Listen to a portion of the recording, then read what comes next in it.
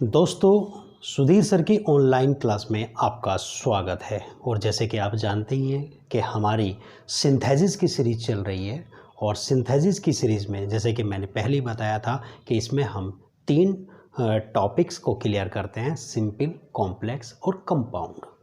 और पहले हमने शुरू किया है सिंपल सेंटेंस। और सिंपल सेंटेंस हमने पहले ही जिक्र कर लिया है कि सिंपल सेंटेंस वह वाक्य जिसमें एक फाइनाइट वर्ब होती है और एक से ज़्यादा अगर दूसरी वर्ब कोई है तो वो नॉन फाइनाइट, जिसको हमने पहली ही वीडियो में डिस्कस कर लिया। अगर किसी से वो मिस हो गई है तो आप उसे पहले उसको देख लीजिए और उसे देखने के बाद फिर आप इन पर आ जाएंगे। और हम शुरू कर रहे हैं सिंपल सेंटेंसेस। और सिंपल सेंटेंसेस में आज हमारा नेक्स्ट टॉपिक है simple sentence by using participle. अब देखिए, सबसे पहले जब हम पार्टिसिपल को शुरू करें तो पार्टिसिपल के बारे में हमें पता होना चाहिए। जैसे कि मैंने लिखा है, यहाँ पे एक चार्ट बनाया है ताकि हमें समय कम लगे, तो मैंने पहले ही ये नोट कर लिया है। Simple participle. और पार्टिसिपल आपके 3 प्रकार के होते हैं, आप देख सकते हैं। प्रेजेंट पार्टिसिपल जो कि बनता है वर्ब की फर्स्ट फॉर्म में आईएनजी लगने पर, जैसे कि प्ले, प्ले में आईएनजी लग गया, प्लेइंग। वॉक, वॉक में आईएनजी लग गया, walking. Past participle, past participle बनता है वर्ब यानी कि एक्शन की जो थर्ड फॉर्म होती है उससे। और परफेक्ट पार्टिसिपल, हाँ, यहाँ कंफ्यूज होने की ज़रूरत नहीं है कि प्रेजेंट पार्टिसिपल, पास्ट पार्टिसिपल और कभी आप सोचेंगे फ्यूचर पार्टिसिपल, जैसे कि बच्चे सोचते हैं, बोलते हैं मेरी क्लास में, तो फ्यूचर पार्टिसिपल नहीं, परफेक्ट पार्टिसिपल होता है। और परफेक्ट पार्टिसिपल कैसे बनता है? Having, HAVING, having plus verb की थर्ड फॉर्म से बनता है। और हाँ, मैंने आपकी हेल्प के लिए, जब आपका वाक्य लिखा रहेगा उसका हिंदी अर्थ कैसे निकालेंगे आप, उसके लिए मैंने कुछ हिंदी में आपको कुछ बताए हैं कि जब आप प्रेजेंट पार्टिसिपल कर रहे होंगे उसका हिंदी अर्थ निकलेगा या तो कर से, कर, या ता हुआ, ती हुई, ते हुए, या के कारण। आप इन्हें फिलहाल नोट कर लीजिए, जब मैं वाक्य कराऊंगा उनके अर्थ निकालूंगा तो ये बिल्कुल स्पष्ट आपको क्लियर हो जाएंगे। और पास्ट पार्टिसिपल वर्ब की थर्ड फॉर्म से बनता है और उसका अर्थ होता है हुआ, हुई, हुए। जैसा कि मैंने एक घायल हुआ हुआ सैनिक देखा, मेरे पास एक टूटी हुई चेयर है, तो मैं इनको क्लियर करूंगा, अभी जब अर्थ देखेंगे हम तब हो जाएगा। और हैविंग प्लस वर्ब की थर्ड फॉर्म का मतलब है के पश्चात या के बाद। क्लियर? देखिए, पार्टिसिपल होता क्या है इसको आप नोट कर सकते हैं, स्क्रीनशॉट ले सकते हैं और फिर हम अपने टॉपिक को आगे बढ़ाते हैं।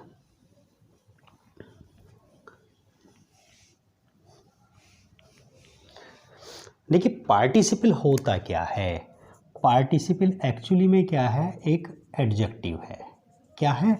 एडजेक्टिव। और एडजेक्टिव का क्या काम होता है? एडजेक्टिव का काम होता है किसी नाउन या प्रोनाउन की विशेषता बताना। तो पार्टिसिपल भी किसी नाउन या प्रोनाउन की विशेषता बताएगा। तो सबसे पहले, जैसे पार्टिसिपल मैंने भी बताया कि आपके 3 प्रकार के होते हैं, प्रेजेंट पार्टिसिपल, पास्ट पार्टिसिपल और परफेक्ट पार्टिसिपल। तो पहला हमारा वो है प्रेजेंट पार्टिसिपल। प्रेजेंट पार्टिसिपल दोस्तों बहुत ही इंपॉर्टेंट टॉपिक है, बहुत ही इंपॉर्टेंट टॉपिक है। ये आपका कई जगह काम आता है।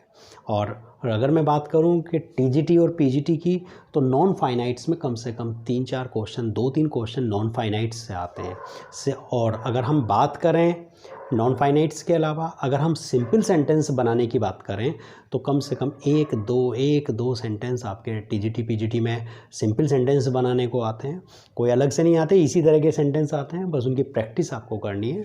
तो आप कोई दिक्कत वाली बात नहीं, डोंट वरी, आप हमारे साथ बने रहिए और इनको हम बिल्कुल क्लियर आपको करा देंगे, इनकी प्रैक्टिस भी आपको कराएंगे। तो सबसे पहले हम शुरू कर रहे हैं पार्टिसिपल में भी प्रेजेंट पार्टिसिपल।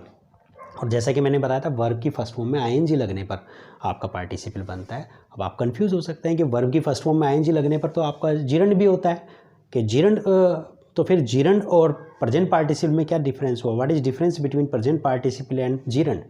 दोस्तों, जीरंड आपका नाउन है। जब मैं जीरंड कराऊंगा तो शायद वहाँ पर जीरंड को मैं डिटेल करूँगा, तो वो सारा कन्फ्यूज़न आपका दूर हो जाएगा। फिलहाल आप प्रेजेंट पार्टिसिपल देखिए, कोई दिक्कत नहीं है। जीरंड नाउन है और पार्टिसिपल यानी कि प्रेजेंट पार्टिसिपल, कोई सा भी पार्टिसिपल है वो आपके एडजेक्टिव है। अलग अलग फंक्शन है दोनों के। जब मैं इसके क्लियर कर दूंगा और उसके क्लियर कर दूंगा, आप अपने आप ही डिफ्रेंशिएट कर सकते हैं कि क्या अंतर है। मैं एक वाक्य, दो वाक्य लिख रहा हूँ, दो सिंपल सेंटेंस, और दो सिंपल सेंटेंस को मिलाकर हमें एक सिंपल सेंटेंस बनाना है बाय यूजिंग पार्टिसिपल। तो प्रेजेंट पार्टिसिपल मैंने शुरू किया है, तो मैं वाक्य शुरू करता हूँ। आई सा एन ओल्ड मैन, मैंने एक ओल्ड मैन देखे।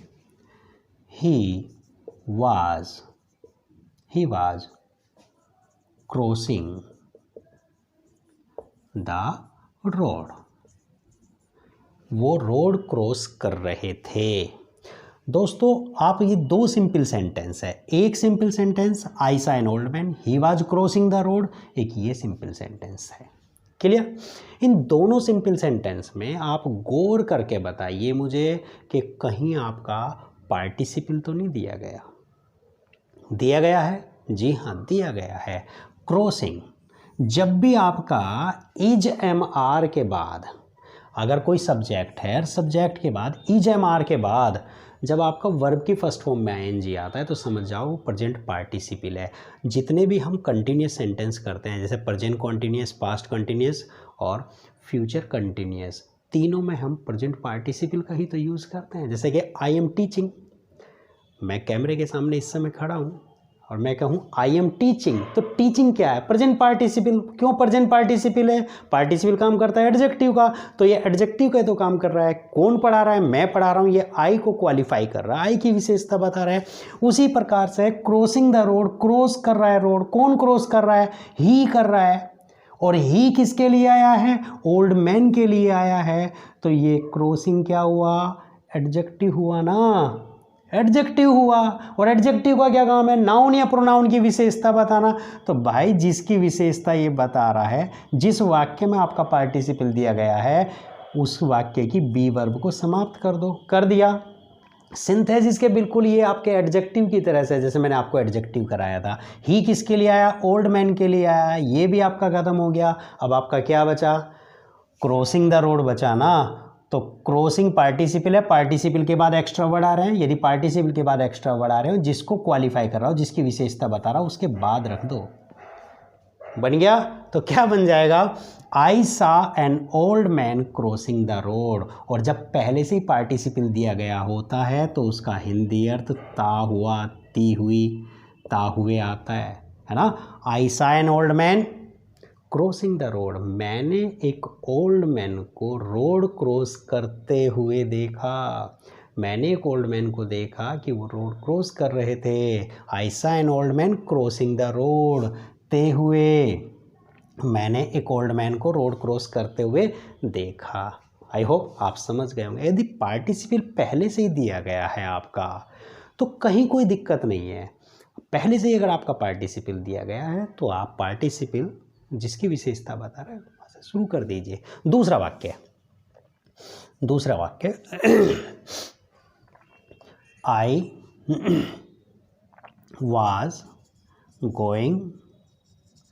वाज गोइंग टू कॉलेज, मैं कॉलेज जा रहा था। I met my old friend, गौर से देखिए, I was going to college, मैं कॉलेज जा रहा था। I met my old friend, मुझे मेरा पुराना मित्र मिला। दोनों वाक्यों में देख लीजिए कहीं आपका पार्टिसिपल दिया है क्या? हाँ दिया है। गोइंग इज एम आर के बाद मैंने बताया था जहाँ भी आपका वर्ब की फर्स्ट फॉर्म में आईएनजी दिया गया हो वो आपका प्रेजेंट पार्टिसिपल है। गोइंग टू कॉलेज तो क्या बन जाएगा? इस वाक्य की मैंने बताया था गोइंग पार्टिसिपल है, पार्टिसिपल एडजेक्टिव है, जिस वाक्य में एडजेक्टिव दिया गया है उस वाक्य की बी वर्ब समाप्त कर लो। दोनों वाक्यों के कर्ता एक है, जिसमें आपका एडजेक्टिव दिया गया है उस वाक्य के कर्ता को समाप्त कर लो। क्या बचा? गोइंग बचा। वाक्य को गोइंग से शुरू कर लो, गोइंग टू कॉलेज। और जब आपका पहले से ही पार्टिसिपल दिया गया होता है उसका हिंदी अर्थ क्या निकलता है? ता हुआ, ती हुई, ते हुए। गोइंग टू कॉलेज, कॉलेज जाते हुए, कॉलेज जाते समय। Going to college, I met my old friend, मुझे मेरा पुराना मित्र मिला। आई होप ये आप समझ गए होंगे।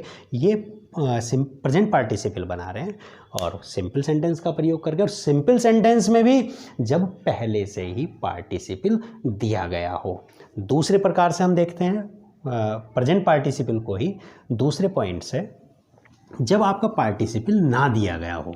यदि आपका पार्टिसिपल वाक्य में नहीं दिया गया, ये तो दिया गया था तो इस तरह से दो तरीके से बना सकते थे, या तो पार्टिसिपल पहले वाक्य में हो गया बाद में। अब यदि पार्टिसिपल बनाना पड़े, यदि पार्टिसिपल बनाना पड़े तो देख लेते हैं। पार्टिसिपल बनाना पड़े कोई दिक्कत नहीं। I hear the noise, I hear the noise, मैंने शोर सुना। I came out of my room, मैं अपने कमरे से बाहर आया। देखिए दोस्तों, इसमें क्या है, आपके दो सिंपल सेंटेंस दिए हैं, दो सिंपल सेंटेंस दिए हों और उनमें कोई पार्टिसिपल आपका ना दिया गया हो। आई हियर, देखिए पास्ट इंडेफिनिट है, पास्ट इंडेफिनिट में कौन सी फॉर्म यूज़ होती है? सेकंड फॉर्म यूज़ होती है। कौन सी फॉर्म? Second form. और सेकंड फॉर्म से आपका कोई पार्टिसिपल नहीं बनता, तो इसका मतलब यहाँ पे कोई पार्टिसिपल नहीं है। केम भी कौन सी वर्ब है? ये भी सेकंड फॉर्म है, तो सेकंड फॉर्म से कोई पार्टिसिपल नहीं बनता। तो इन दोनों वाक्यों में आपका कोई पार्टिसिपल नहीं दिया गया। ओके, अगर ये कंडीशन है कि दो सिंपल सेंटेंस दिए हैं, दोनों वाक्यों के कर्ता एक हैं, दोनों वाक्यों के कर्ता एक हैं, कोई पार्टिसिपल नहीं दिया गया, ये 3-4 कंडीशन आप देख लेना। दो सिंपल सेंटेंस, दोनों के कर्ता एक, कोई पार्टिसिपल नहीं दिया गया, और एक के तुरंत बाद दूसरा काम हुआ है।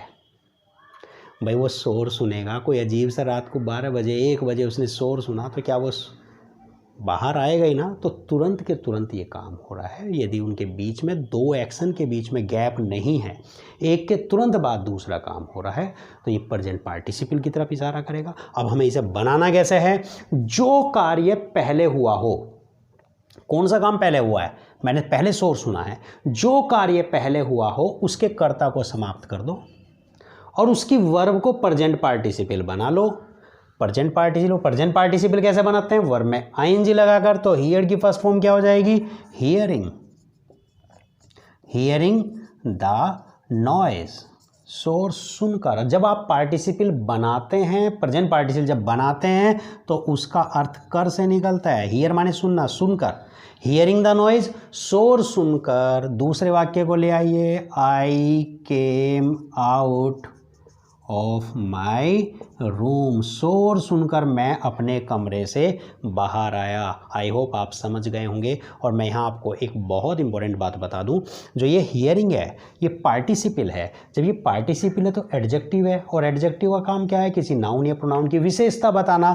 ये हियरिंग द नॉइज, शोर सुनना, ये शोर सुनने का काम किसने किया है? जिसने भी शोर सुनने का काम किया है वो यहाँ पर सब्जेक्ट के रूप में आना चाहिए। अगर वो सब्जेक्ट के रूप में है तो वाक्य आपका सही है, और अगर वो जिसने भी शोर सुनने का काम किया है अगर वो सब्जेक्ट के रूप में नहीं है दूसरे वाक्य में, तो आपका वाक्य गलत हो जाएगा। इनको हम जब नॉन फाइनाइट्स कराएंगे, ये टॉपिक कहलाता है मिस रिलेटेड पार्टिसिपल, यानी कि मिस रिलेट कर रहा है। जब पार्टिसिपल अपनी सही जगह पर ना हो, या पार्टिसिपल का जो नाउन या प्रोनाउन है जब वो अपने सही स्थान पर ना हो, तो इसे कहते हैं मिस रिलेटेड पार्टिसिपल, जिसको हम नॉन फाइनाइट्स में आगे आने वाले उसमें कराएंगे। तो दो प्रकार से आपने प्रेजेंट पार्टिसिपल को सीखा। नेक्स्ट आगे बढ़ते हैं। ध्यान रखेंगे इस बात को कि दो वाक्य हों, दोनों वाक्यों के कर्ता एक हों, उनमें कोई पार्टिसिपल ना दिया गया हो, और एक के बाद दूसरा कार्य तुरंत दिया गया हो, तुरंत दिया गया हो, तो हम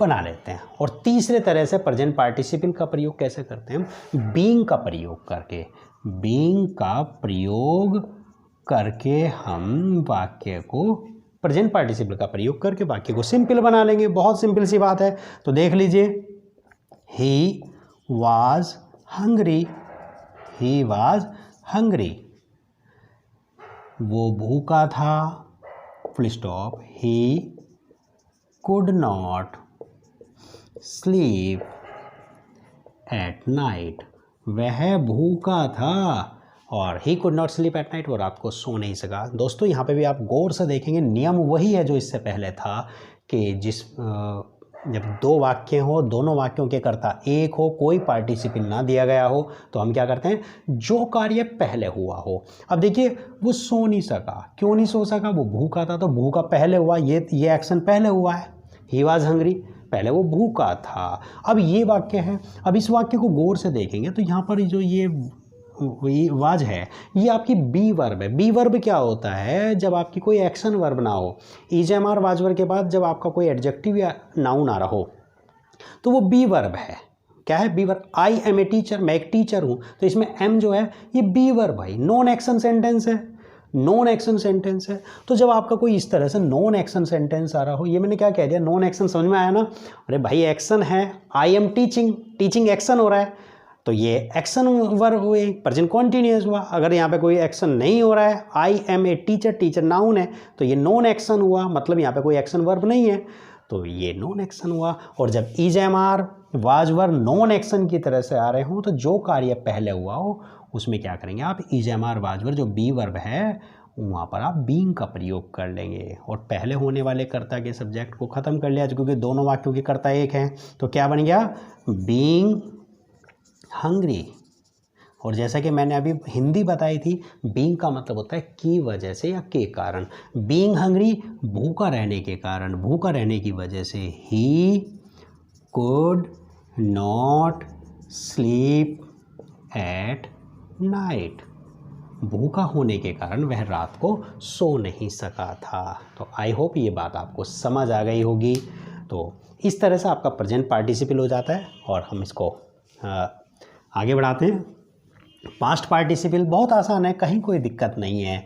आप जब अपनी बुक से देखेंगे और एग्जाम्पल्स देखेंगे तो बात समझ में आ जाएगी। पास्ट पार्टिसिपल, जैसे कि मैंने बताया था आपको, पास्ट पार्टिसिपल क्या होता है, ये आपका वर्ब की थर्ड फॉर्म से बनता है, वर्ब की थर्ड फॉर्म है। और वर्ब की थर्ड फॉर्म भी कैसे, देख लीजिए, आई हैव ए चेयर, मेरे पास एक चेयर है, इट इज ब्रोकन, ये टूटी हुई है।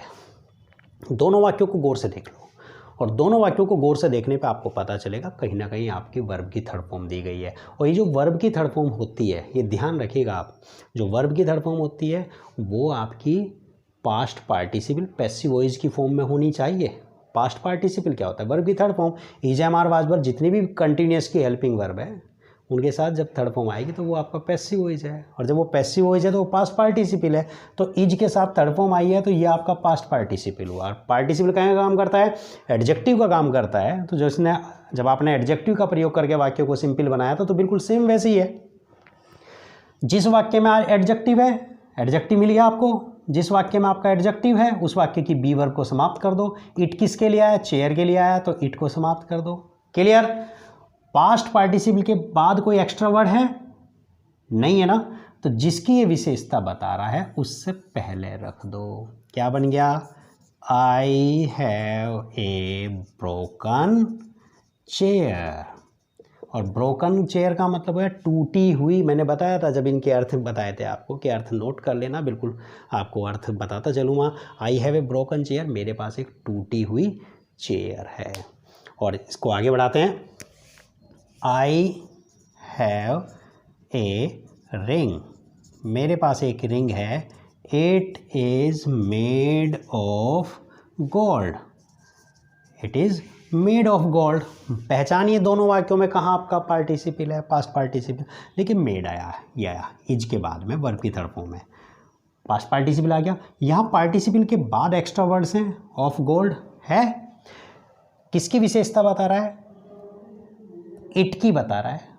किसकी बता रहा है, इट की। इट किसके लिए आया, रिंग के लिए आया। तो ये मेड ऑफ गोल्ड किसकी विशेषता बता रहा है, रिंग की बता रहा है।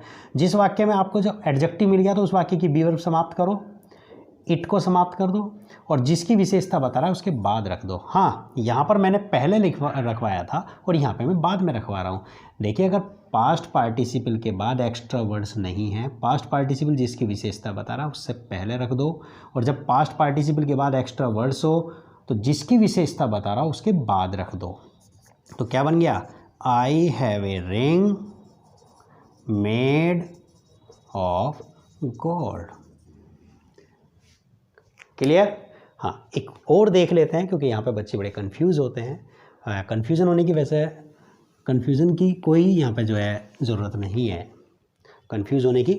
देखिए, आई सा ए डेड बॉडी, बच्चों को इस टॉपिक में बहुत ज़्यादा कन्फ्यूज़न होता है और ये टॉपिक आपका इम्पोर्टेंट भी बहुत होता है। जो हम वो करते हैं अरेंज ऑफ सेंटेंसेस, PQRS करते हैं, अरेंज ऑफ सेंटेंसेस करते हैं, अरेंजमेंट ऑफ सेंटेंसेस या जम्बल्ड सेंटेंसेस, तो उनमें ये टॉपिक बहुत इंपॉर्टेंट होता है, बहुत ही इंपॉर्टेंट होता है वहाँ पर ये टॉपिक।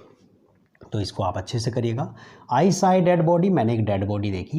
It was covered